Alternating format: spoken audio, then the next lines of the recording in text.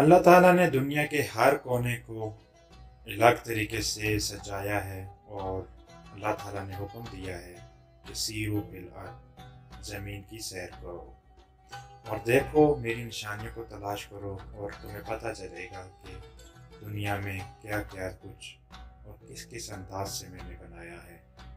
جب بھی آپ کسی بھی خوبصورت جگہ کے اوپر جائیں تو ان چیزوں کو تلاش کریں۔ آج میں آپ کو جس خوبصورت جگہ کے اوپر لے کے جا رہا ہوں اس کا نام ہے کرچن گوشت۔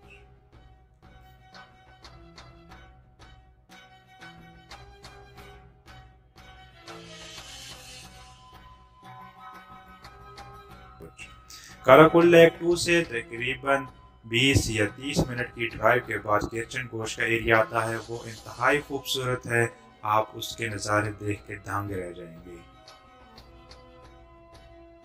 میں آپ کو آج جس جگہ کے اوپر لے کے آیا ہوں یہ وہ جگہ ہے جہاں پہ ان کی ایک گیم ہے پولو ٹائپ کی، جو گھوڑوں کے اوپر ہوتی ہے اور بکری کا بچہ اپنے اوپر رکھ کے ایک جگہ سے دوسری جگہ بھاگنا ہوتا ہے اور وہاں سے دوسری دو ٹیموں کے درمیان یہ گیم ہوتی ہے۔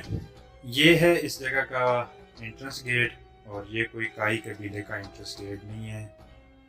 یہاں پہ کچھ آثار قدیمہ بھی موجود ہیں بدھ مت کے، یا پھر اس سے بھی پرانے ہوں گے۔ چلیں آپ کو دکھاتے ہیں یہ ایریا کیسا ہے اور کیسی یہ جگہ ہے۔ یہاں پر کثیر تعداد میں اس طرح کے بت لگائے ہوئے ہیں اور یہ تقریباً ہر رخ پہ اور ایک ہی لائن میں تقریباً لگے ہوئے ہیں۔ یہاں کے مقامی لوگوں کا کہنا یہ ہے کہ جب پرانے زمانے میں بدھ مت یہاں پہ رہتے تھے تو انہوں نے یہ بت اپنے ملک کی حفاظت کے لیے بارڈر کے اوپر لگائے تھے، تاکہ ان کا کہنا یہ تھا کہ یہ بت، یہ دیوتا، یہ ان کے ملک کی حفاظت کر رہے ہیں۔ میں جو پولو ٹائپ گیم کھیلی جاتی ہے اس کو یہاں کے مقامی لوگ کوک بورو کے نام سے پکارتے ہیں۔ اس گیم کا کچھ سینیریو کچھ اس طرح کا ہوتا ہے کہ درمیان میں ایک دائرہ لگایا جاتا ہے اور ایک بکری کا بچہ ذبح کر کے چھوڑا جاتا ہے۔ دو ٹیمیں ہوتی ہیں، دونوں ٹیمیں گھوڑے کے اوپر ہوتی ہیں اور انہوں نے یہ بچہ ایک دوسرے سے چھین کر اس دائرے کے اندر لے کے آنا ہوتا ہے۔ جو ٹیم اس دائرے کے اندر لے کے آ جاتی ہے وہ ونر کہلاتی ہے۔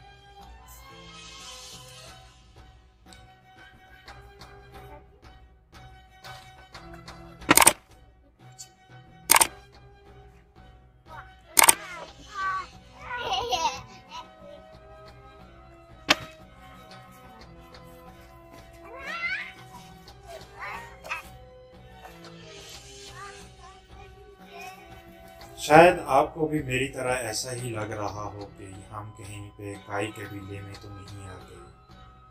ناظرین، یہ کائی قبیلہ نہیں ہے۔ یہاں پہ حلیمہ سلطان، آئمہ خاتون، ارطغرل بے اور تغرل یہاں پہ نہیں ہے۔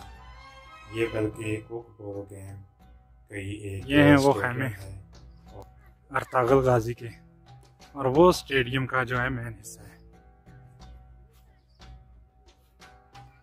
یہ سارے ایریے میں بدھ مت ہے۔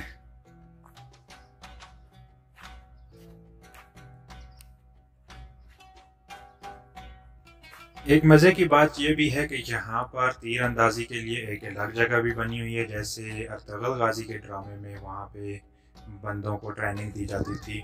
اور چلتے ہیں ابھی تیر اندازی والی جگہ کے اوپر کہ وہاں پہ لوگ کیا کریں۔ ہاں، مکمل سینیریو جو ہے وہ ارطغرل غازی ڈرامے کا لگ رہا تھا، اور جوش میں آ کے میں نے بھی تیر اور کمان ہاتھ میں پکڑا اور نشانہ لگایا۔ دیکھتے ہیں کیا ہوتا ہے۔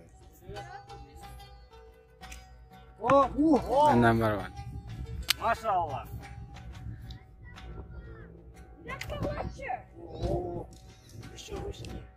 ویلی کی اگر بات کی جائے تو یہ جگہ جو ہے یہ سیسکو لیک سے شمال کی طرف تقریباً 34 کلومیٹر کے فاصلے کے اوپر ہے، اور جیسے ہی آپ پہاڑوں میں سے گزرتے ہوئے آپ اس جگہ کے اوپر آئیں گے تو آپ کو حسین نظارے آپ کو ملیں گے۔ سامنے دکھائی دی جانے والا یہ جو آپ کو جگہ نظر آ رہی ہے یہ مین پلیس ہے جہاں پہ تماشائی بیٹھتے ہیں اور باقی لوگ بیٹھتے ہیں۔ چلیں دیکھتے ہیں اس کے اندر اور کیا کیا کچھ ہے۔ بائک قبیلے کے اوزار بھی یہاں پہ موجود ہیں۔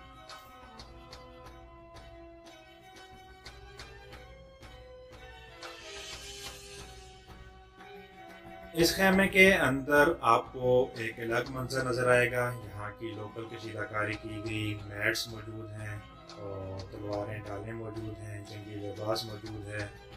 آپ یہ پہن کے اپنے ساتھ ان کے ساتھ تصویریں کھنچوا سکتے ہیں۔ بچوں کا جھولا ہے۔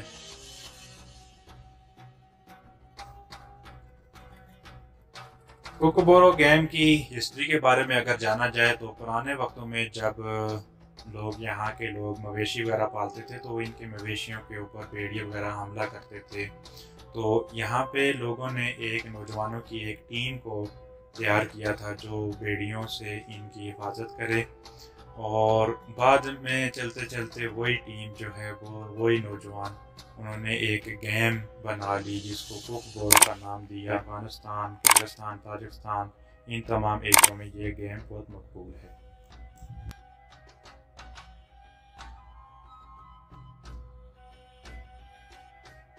سال میں ایک بار یہاں پہ ایک ثقافتی میلہ لگتا ہے جس کو کلچر فیسٹیول کہا جاتا ہے، اور اس دوران اس تمام جگہ کے اوپر اس تمام میدان میں ٹینٹ ہی ٹینٹ نظر آتے ہیں، سٹال ہی سٹال ہوتے ہیں، اور یہاں پہ گیمز ہوتی ہیں، گھوڑ سواری ہوتی ہیں، گھوڑے ہوتے ہیں، یہاں پہ ان کے مویشی وغیرہ ہوتے ہیں، ان کی نمائش ہوتی ہے، ان کی خرید و فروخت ہوتی ہے، اور یہاں کے لوگ انجوائے کرنے کے لیے اس موسم میں آتے ہیں۔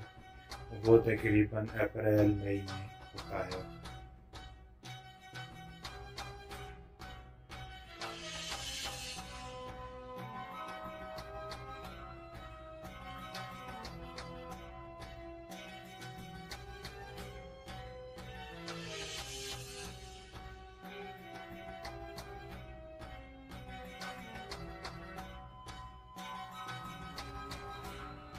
گریگو ریوکا ویلی ہو یا کرچن گورج کی ویلی ہو، ان میں جن چیزوں نے مجھے نیچرل بیوٹی کے علاوہ اگر کسی نے اٹریکٹ کیا تو وہ یہاں کے خیمے ہیں جو بہت ہی انتہائی خوبصورت اور طریقے سے یہ لوگ تیار کرتے ہیں، اور ان کے اندر جو ان کی سیٹنگ ایریا ہوتا ہے وہ بھی انتہائی خوبصورت ہوتا ہے۔